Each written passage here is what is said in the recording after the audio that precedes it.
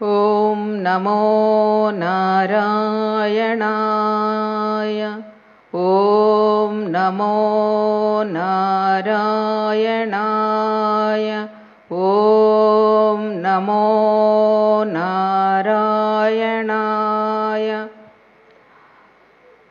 ఈరోజు మనందరం ఇక్కడ కలవటానికి పిఎంసి వారు నిర్వహించే ధ్యాన మహాయజ్ఞానికి మరి కలియుగ దైవమైన శ్రీదేవి భూదేవి సమేత శ్రీ వెంకటేశ్వర స్వామి యొక్క కృపా కటాక్షములు మన పిఎంసి పిఎస్ఎస్ఎం మనందరి పరివారం మీద కృపా కటాక్షములు చక్కగా వర్షిస్తున్నాయి. కాబట్టి ఇంత అద్భుతంగా ధ్యాన మహాయజ్ఞాన్ని చక్కగా నిర్వహించుకుంటున్నాం.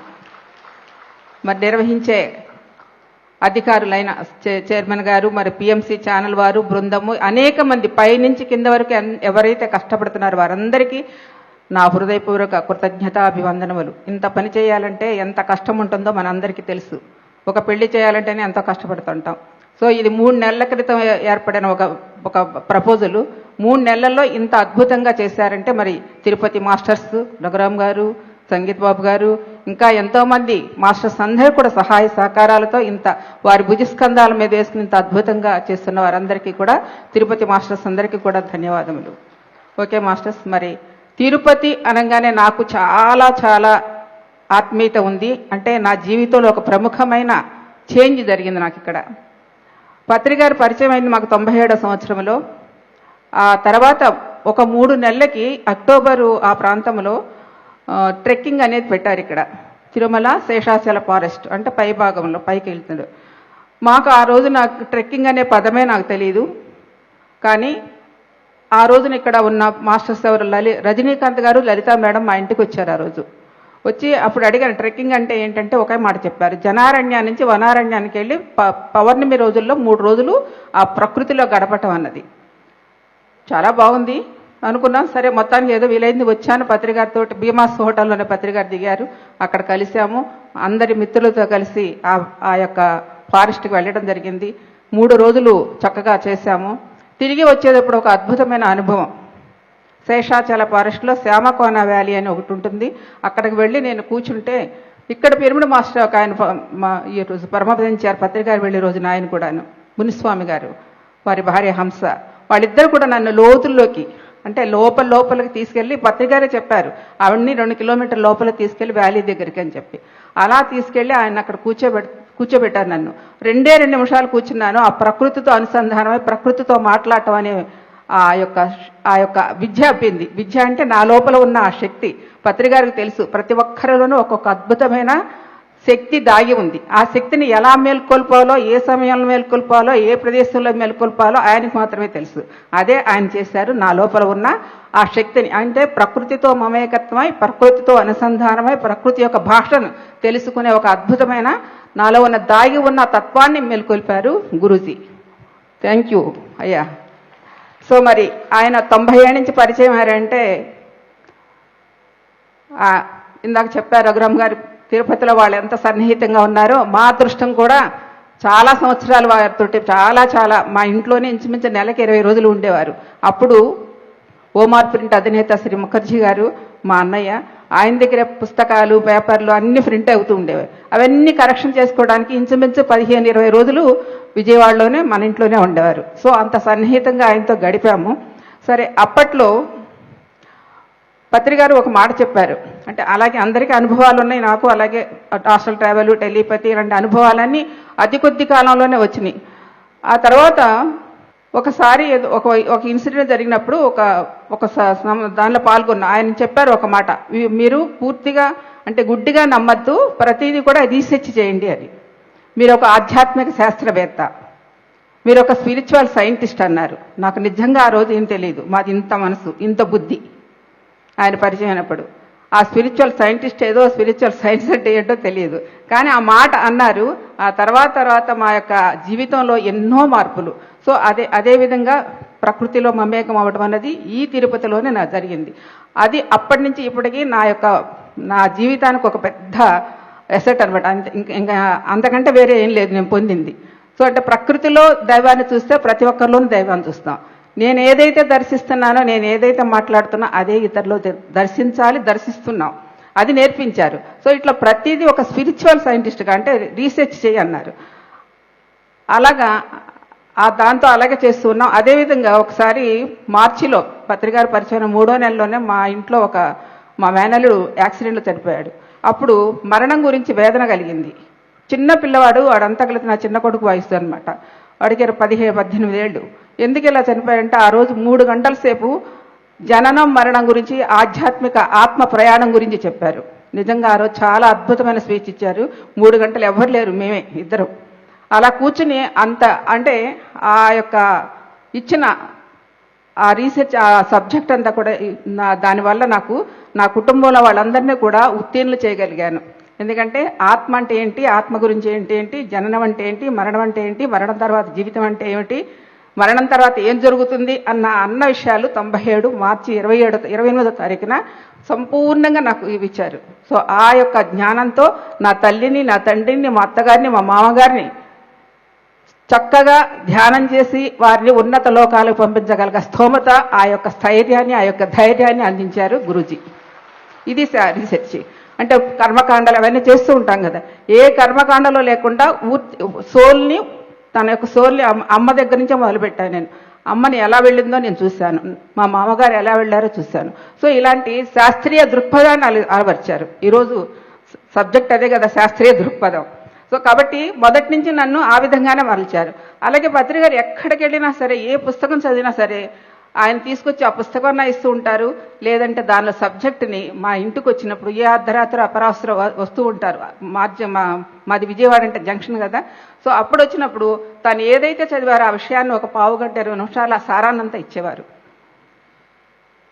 అదే నాకు జ్ఞానం. ఇంకా పుస్తకం అంతా చదవవసరంలా. గురువు ముఖతః వచ్చింది ఏదైతే ఉందో దాన్ని ఒక ఆత్మార్పణం కావచ్చు, మిలారెప్పే కావచ్చు, మరి ఎనస్థీషియా అని ఈ మధ్యకాలంలో వచ్చిన ఇలాంటి పుస్తకాల యొక్క సారాంశం అంతా కూడా అందించేవారు అనమాట. అలాగే ఎక్కడ ఏ పుస్తకం జరిగినా దాన్ని తీసుకొచ్చి మీరు చదవండి అని చెప్పి నాకు ఇచ్చేవారు. సో ఆ విధంగా నేను చదువుతాను, పుస్తకాలు చదవడం నాకు ఇంట్రెస్టే. సో అట్లా నన్ను మరి ఇంతటి గ్రంథాలను రాసేంత మేల్కొల్పారు. నాలో ఆ శక్తి, నేనేం పెద్ద చదువుకోలేదు, నేనంతా 10th క్లాసు, నాకు ఏ సంస్కృతం రాదు. కానీ ఒక లలితా సహస్రనామ 1000 నామాలని ఒక అద్వైతామృత గ్రంథంలాగా తయారు చేయగలిగింది ఆయన యొక్క కృపే. ఎలా ఇచ్చాను, ఎలా చేశానో నాకైతే తెలీదు. నేను సాధన చేశాను. ఎందుకు చేసినప్పుడు నాలో కలిగిన అనుభవాలు, పరంపర ఏదైతే ఉందో, లలితా సహస్రనామముల 1000 నామములో కూడా ఆ శక్తి దాగి ఉంది. ప్రతి ఒక్క నామానికి మన యొక్క అంతరంగంలో ఏదైతే ఉందో అదంతా కనెక్ట్ అవుద్ది. అదేవిధంగా పతంజలి యోగ సూత్రాలు అంటే లలితా సహస్రనామాలు, అద్వైతామృతము మనల్ని స్థిరపడుతుంది. అంటే నీలో ఉన్న కుండలిని శక్తి ఏదైతే ఉందో, నీలో ఉన్న శక్తి ఏదైతే ఉందో అది నీ చూపిస్తుంది, దర్శనమిస్తుంది. పతంజలి యోగ శాస్త్రాలు ఆ యొక్క స్థితిలో, ఆత్మస్థితిలో నిలబెట్టడానికి ఉపయోగపడుతుంది పతంజలి యోగ సూత్రాలు. ఈ 2 అద్భుతమైన గ్రంథాలు నా చేత ఎలా రాయించారో నాకు తెలియదు. మొత్తానికి శోధన చేశాను, ఊరికే ఏమి రాయలేదు. అనేక మంది రచయితల పుస్తకాలు తీసుకుని శోధించి దాన్ని చదివి దానిలో సారమంతా తీసి మనకి అనుగుణంగా, అంటే తేలిక భాషలో అందించాలి కదా, తేలిక భాషలో అనువదించేట్టుగా ఒక 6 సంవత్సరాల పాటు పట్టింది లలితా సహస్రనామం రాయటం. అలాగే పతంజలి యోగ సూత్రాలు కూడా చాలా అద్భుతంగా, మరి పత్రికారి యొక్క సంకల్పం ఒకే మాట అన్నారు, పేరవరం వశిష్ఠ గౌతమి దగ్గర అన్నారన్నమాట, మీరు ఈ పుస్తకం రీసెర్చ్ చేసి రాయండి అన్నారు. ఆ తర్వాత అది నేను 1 ఇయర్లోనే చేశాను. కానీ నా దురదృష్టం ఏంటంటే ఆ పుస్తకాన్ని చూడలా, ఆయన అప్పటికే దేహం సాధించారు. సో అయితే అద్భుతంగా ఆ పుస్తకంలో ఒకటి చెప్తారు పతంజలి మహర్షి. నాకు బాగా నచ్చిన విషయం ఏంటంటే, నువ్వు దేనికోసం ప్రాకులాడద్దు, నీ దగ్గరికి ఏ పని వస్తే అది నీది అన్న సత్యాన్ని చక్కగా విప్పి చెప్పారు మహర్షి. ఎవరండి? పతంజలి మహర్షి. మనం అనుకుంటా ఏదో చేయాలి, ఇది చేయాలి, అది చేయాలని పెద్ద ఆశయాలు పెట్టుకుంటాం. ఏ ఆశయాలు అవసరంలా, నీవు గమనించుకుంటూ ఉంటూ నీ దగ్గరికి ఏ పని వస్తే ఆ పని నీది, అది నా సంపూర్ణత స్వీకరిస్తుంది అన్న విషయాన్ని చాలా స్థిరం చేస్తుంది. ఎన్నో సంవత్సరాల నుంచి మనం ధ్యానం చేస్తూనే ఉంటామండి, చేసిన ఎన్నో అనుమానాలు, సందేహాలు ఉంటూ ఉంటాయి. కానీ ఇలాంటి మహర్షుల యొక్క చరిత్రలు చదవటం వల్ల ఏమవుతుందంటే మనలో ఉన్న సంశయాలన్నీ తీరిపోతూ ఉంటాయి. అలాగే అద్భుతమైన భాగవతం ఎంతో అద్భుతమైంది. అది 2-3 స్కంధాల్లో ఎంత అద్భుతమైన సైన్స్ ఉందంటే, శాస్త్రీయ దృక్పథం అంటే మన ఋషులు మన పురాణాల్లో చక్కగా నిర్వచించారు. కానీ అది చదువుకోవడం మనకు తెలియదు. ఒక అద్భుతమైన 2-3 స్కందాలు ఎవ్వరు ఏ మహానుభావులు చెప్పరండి. ఆ 2-3 స్కందాల్లో మన జీవితం యొక్క విశేషము, ఈ సృష్టి ఎలా జరిగింది, ఈ శరీరం ఎలా జరిగింది, అన్నీ కూడా చాలా చక్కగా శాస్త్రీయ దృక్పథంతో, సైన్స్, ఒక స్పిరిచువల్ సైన్స్ అనమాట, దానిలో అంత చక్కగా ఉంది భాగవతంలో. సో ఇప్పుడు మనం ధ్యాన మహాయజ్ఞం చేసుకుంటాం కదా. మరి ధ్యానం అంటే మనకు చెప్తున్నాం, అందరం ధ్యానం చేస్తున్నాం, లేకపోతే సూక్ష్మ శరీర సమాధానం అని పత్రిక చెప్తూ ఉంటారు. దీనికి ఒక చిన్న ఎక్స్ప్లెనేషన్ ఇస్తాను.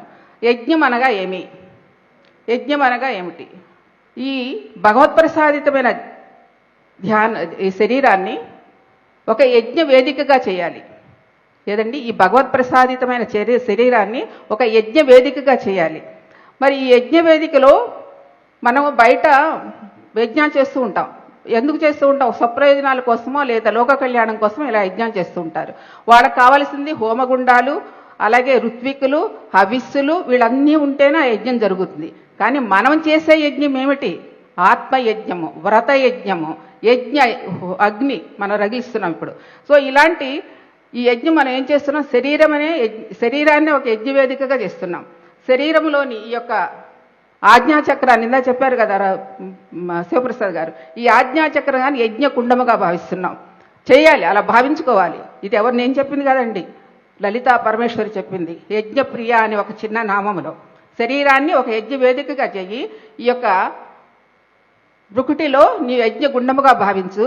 నీ లోపల శక్తిని, అంటే నీవు శ్వాస మీద ధ్యాస ఉంచి నీ లోపల ఉన్న రాగద్వేషాలు, పాశామోహములు, అరిషడ్వర్గాలు ఏవైతే ఉన్నాయో అవన్నీ కూడా నీ యజ్ఞములో వేసే హవిస్సులుగా భావించాలి. అంటే మనలో ఉన్న ఈ యొక్క అరిషడ్వర్గాలు కావచ్చు, ఇవన్నీ కూడా హవిస్సులుగా భావించి దానిలో సమర్పణ చేయాలి.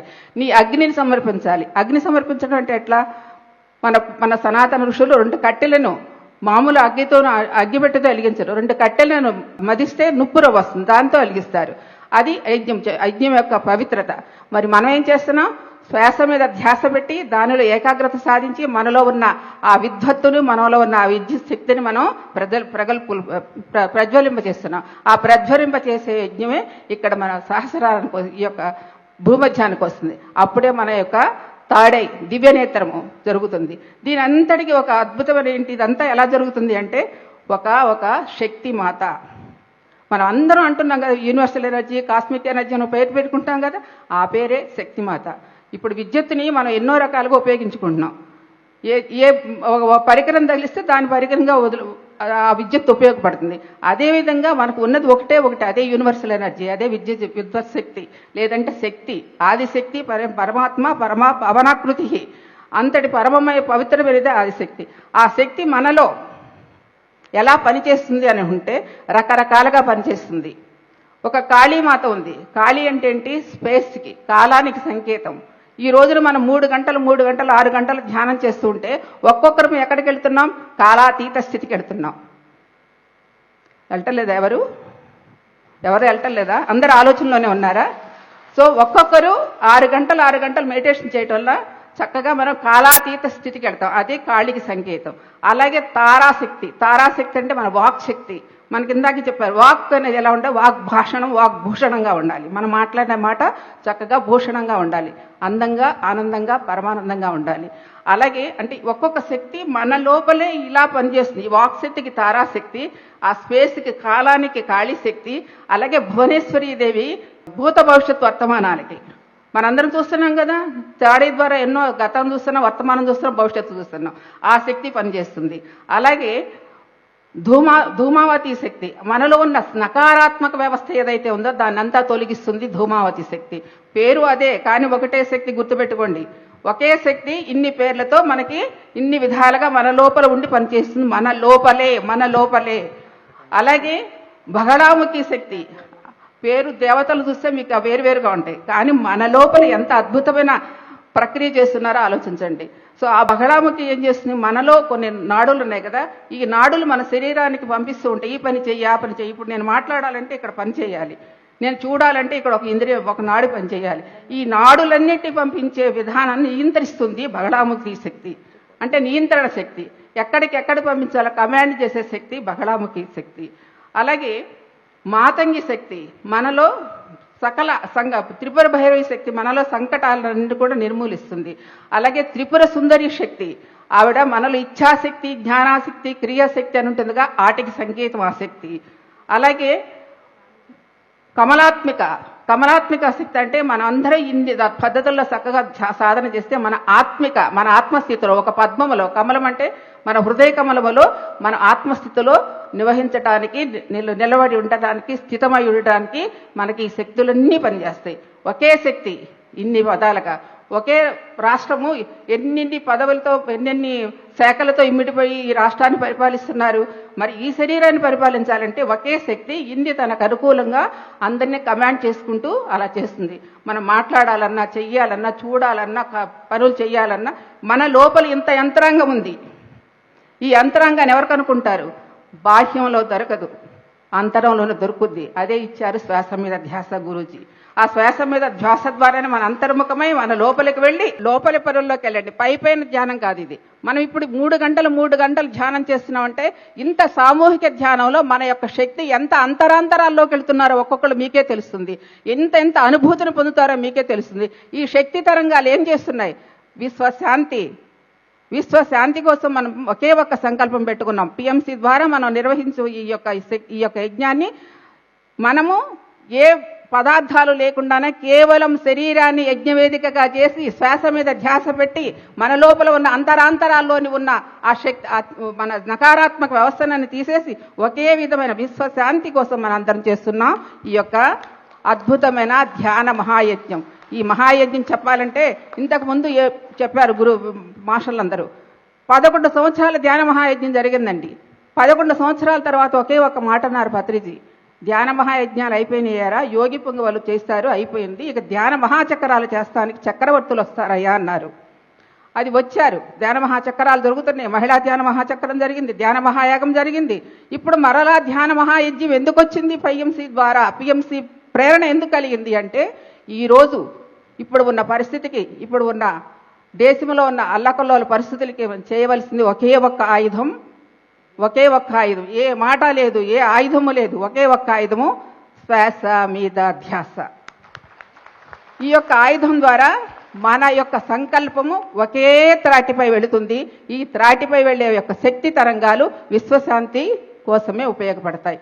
అందుకే మహాత్ములారా, భగవత్ స్వరూపులారా, అందరూ ఆధ్యాత్మిక యోధులుగా కండి, ఆధ్యాత్మిక వారియర్స్ అవ్వండి, ఒక స్పిరిచువల్ వారియర్స్ అవ్వండి. మీ లోపల ఉన్న దివ్యత్వాన్ని మేల్కొల్పుకోండి. ప్రతి ఒక్కరూ మీలో ఎప్పుడైతే ఆ దివ్యత్వం మేల్కొంటుందో ఎదుటి వాడిలో కూడా ఆ దివ్యత్వాన్ని సందర్శించే శక్తి మనకు వస్తుంది. ఇక్కడ లేకపోతే అక్కడ రాదు. ఇక్కడ మేల్కోండి, ఇక్కడ ఉండండి. దీనికి చెయ్యాలంటే నేను నాది లేదు, కోపం వద్దు, ద్వేషం వద్దు, స్వార్థం వద్దు, హింస వద్దు. ఏమి కావాలి? నిర్మలమైన నిష్కల్మమైన ప్రేమని పంచుదాం, ప్రేమగా జీవిద్దాం, ప్రేమగా జీవితం సాగిద్దాం. ఇదే విశ్వభయ ప్రేమ సామ్రాజ్యాన్ని స్థాపనకు, విశ్వశాంతి కోసం మనం చేయాల్సింది ఏకైక ఆయుధం ధ్యానము, ఏకైక ఆయుధము శ్వాస మీద ధ్యాస. శ్వాస మీద ధ్యాస ద్వారా మనం అంతర్ముఖం అవటం, మన లోపల ఉన్న దివ్యత్వాన్ని మేల్కొల్పటం, ఇతరులను అలా చూడటం, కేవలం నిర్మలమైన నిష్కల్మషమైన హృదయంతో ఈ యొక్క ధ్యాన మహాయజ్ఞాన్ని చక్కగా మనము అంటే ఇంతటి ఏమంటారంటే లోక కళ్యాణం కోసం చేసే ఈ యజ్ఞంలో మనం కూడా దానిలో ఒక సమిధలమే కదా. సో లోక కళ్యాణం కోసం చేసేది వ్యక్తిగత శ్రేయస్సు, లోక కళ్యాణం కోసం కూడా ఉపయోగపడుతుంది. మిత్రులారా, మరి ఇంతటి అద్భుతమైన అవకాశాన్ని ప్రతి ఒక్కరూ ఈ 6 గంటల ధ్యానంలో మిమ్మల్ని మీరు ఇంటికి వెళ్ళేటప్పుడు మిమ్మల్ని పరిశుద్ధం చేసుకోండి. ఇంత చక్కటి కార్యక్రమాన్ని ఏర్పాటు చేసినందుకు దీన్ని పరిపూర్ణం చేయండి. చక్కగా మీరు వ్యక్తిగతంగా ఆనందంగా ఉండండి. తద్వారా ఏం చేయాలో విశ్వం చూసుకుంటుంది. Thank you very much. ఇంతటి మంచి అవకాశం ఇచ్చిన విఎంసి వారికి థ్యాంక్ యూ.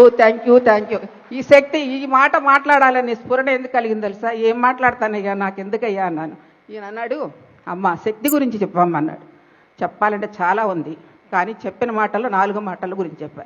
థ్యాంక్ యూ నాన్న, నీకు ఆ ప్రేరణ కలిగించింది నాకు. Thank you very much.